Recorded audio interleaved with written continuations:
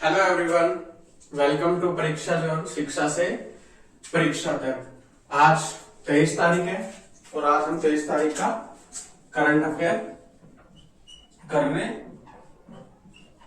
वाले हैं। 23 अप्रैल का करंट अफेयर करेंगे हम। क्लास को शेयर कर देना एक बार और फिर हम आगे अपनी क्लास को बढ़ाते हैं। क्लास को शेयर जरूर कर देना और चैनल को सब्सक्राइब कर लेना अगर चैनल पे न्यू हो। काफी सारी न्यू एक्साइटिंग सीरीज देखने को मिलेगी फ्यूचर में। और अभी के लिए हम करंट अफेयर्स की क्लास कंटिन्यू कर रहे हैं। आज हमारी सेकंड क्लास है 23 अप्रैल। ठीक है, तो अगर हम पहले करंट अफेयर की बात करें तो भारत के 68वें ग्रैंड मास्टर कौन बने हैं? 68वें ग्रैंड मास्टर। क्लास बाइलिंगुअल है। भारत के 68वें ग्रैंड मास्टर कौन बने हैं तो आपको ये बताना है। तो भारत के 68 ग्रैंड मास्टर कौन बने हैं? अर्जुन कल्याण। मैं बोल भी रहा हूं, अर्जुन कल्याण। ठीक है जी, अर्जुन कल्याण भारत के 68वें ग्रैंड मास्टर बने हैं। इतनी बात क्लियर हुई। अभी ग्रैंड मास्टर का मतलब क्या है, किस चीज के ग्रैंड मास्टर बने, कैसे बनते हैं? तो ग्रैंड मास्टर हमारी जो चेस का गेम होता है उसमें बनते हैं। चेस के गेम में हमारा जो इंडिया का टॉप प्लेयर होता है, तो जो इस साल है 68 नंबर का जो बना है वो कौन बने हैं? अर्जुन कल्याण। अगर तुमसे इससे पहले पूछा जाए 67 नंबर पे कौन थे, 67 नंबर पे कौन थे, तो लियोन मेंडका। ये पिछले साल बने थे, लियोन मेंडका बने थे। ठीक है जी, इतना आपको याद होना चाहिए। ये कहाँ के रहने वाले थे?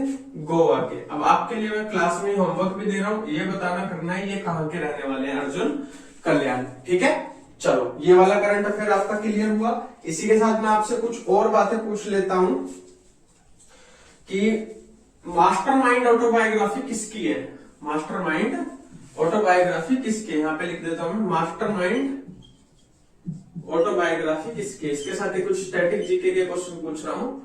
मास्टरमाइंड ऑटोबायोग्राफी किसकी है? तो सबसे बड़े चेस के प्लेयर कौन है? विश्वनाथ आनंद। तो ये इन्हीं की एक्ट होगी, तो विश्वनाथ आनंद।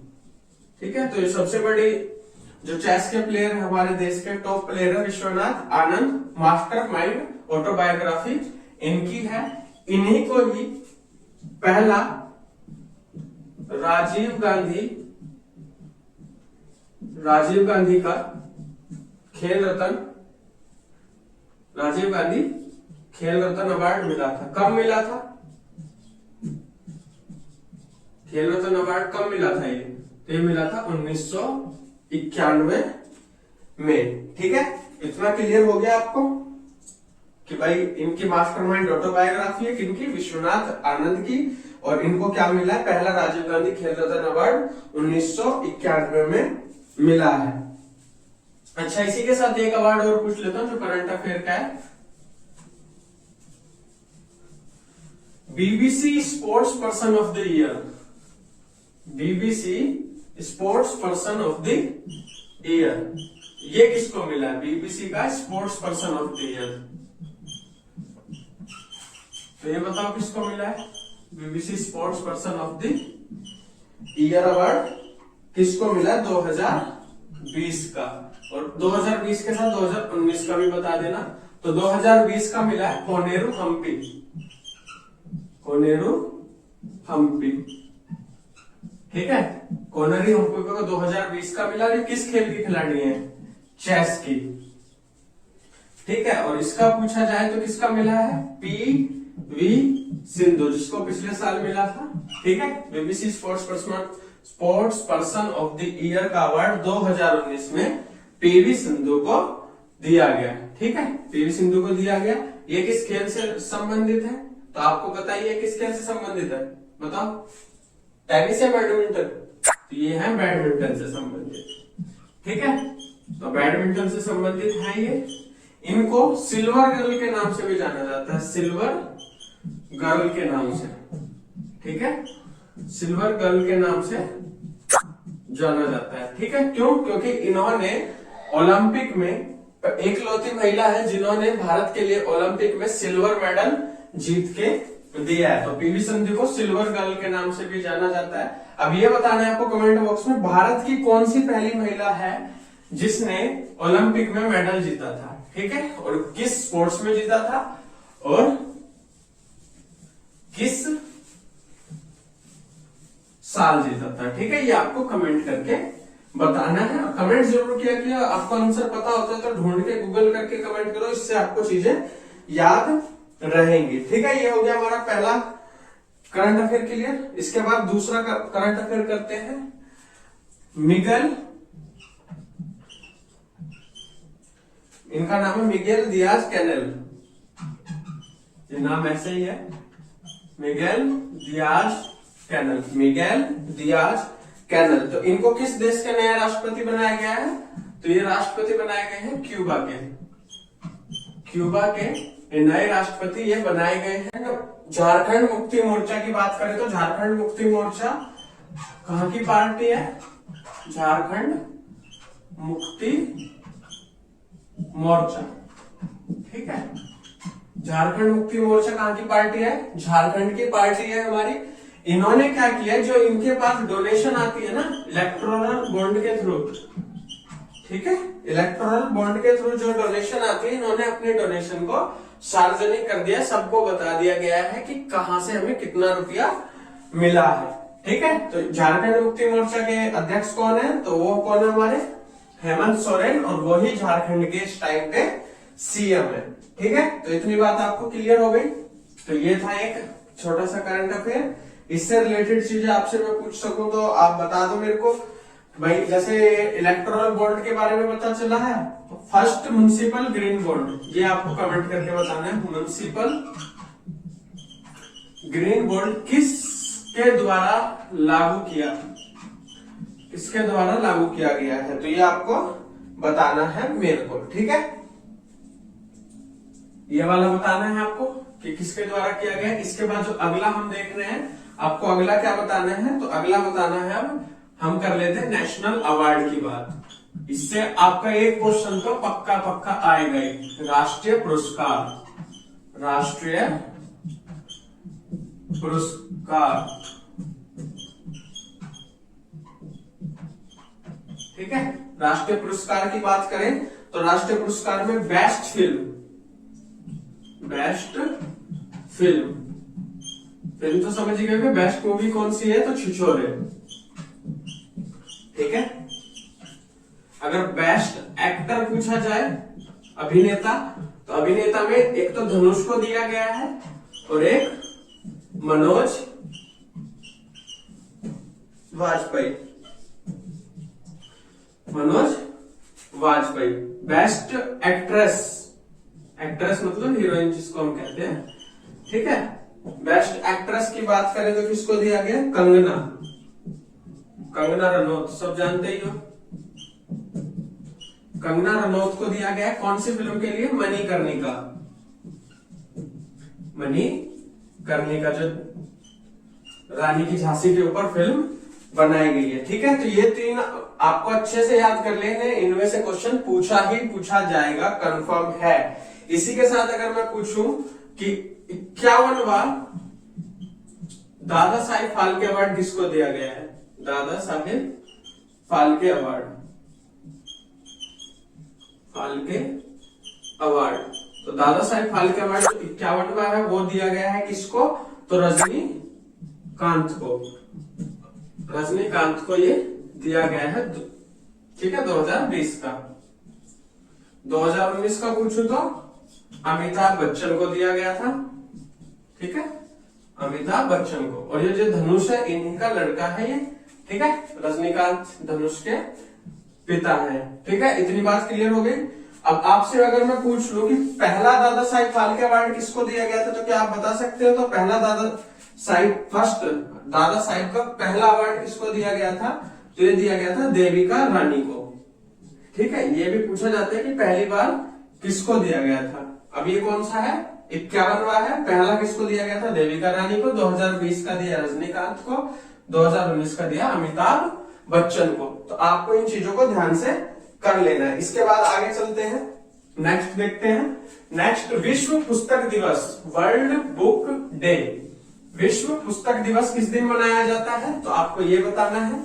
तो विश्व पुस्तक दिवस बताओ जरा, किसको पता हो तो विश्व पुस्तक दिवस की बात करें, वर्ल्ड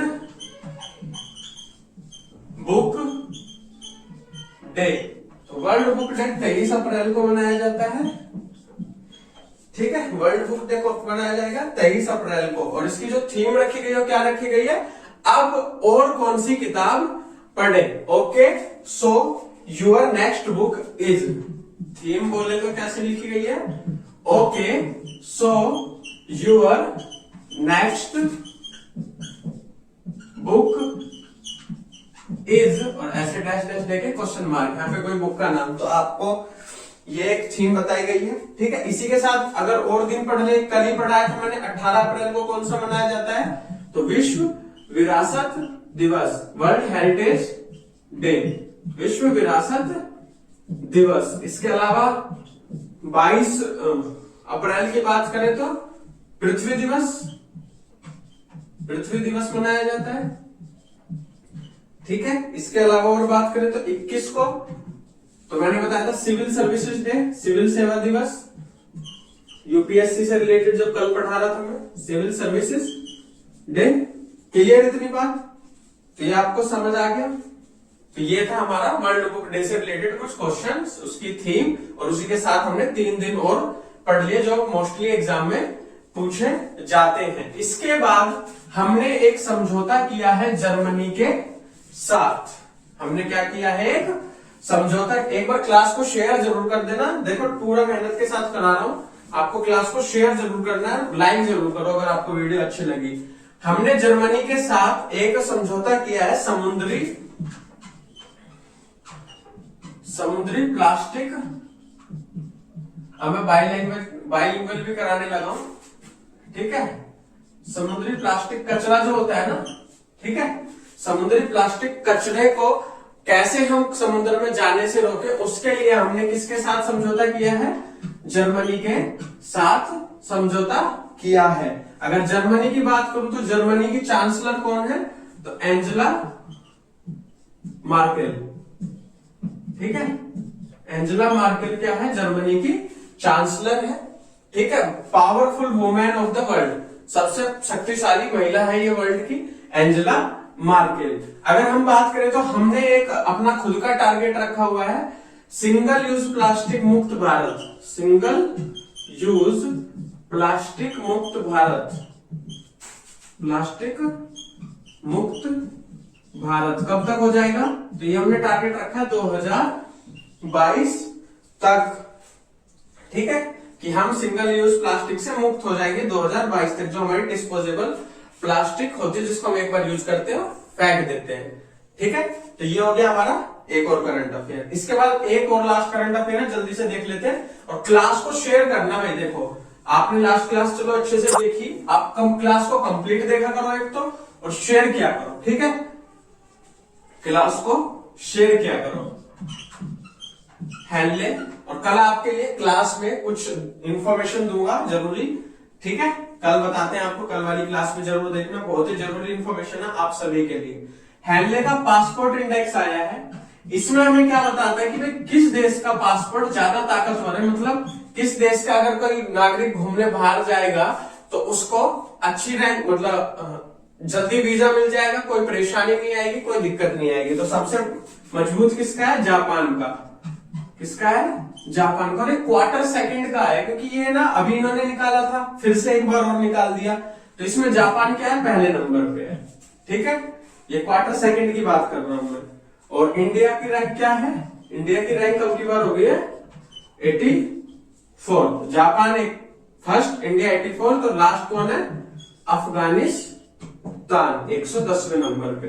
ठीक है, और पाकिस्तान की बात करें, हमारा पड़ोसी देश, पाकिस्तान की क्या है, 107। चलिए इतनी बात। अब ये तो क्वार्टर 2 की, अगर क्वार्टर 1 में बात करूं तो कोई ज्यादा फर्क नहीं है, बस इंडिया की 85th हो जाएगी, टॉप भी यही था और बॉटम भी यही है।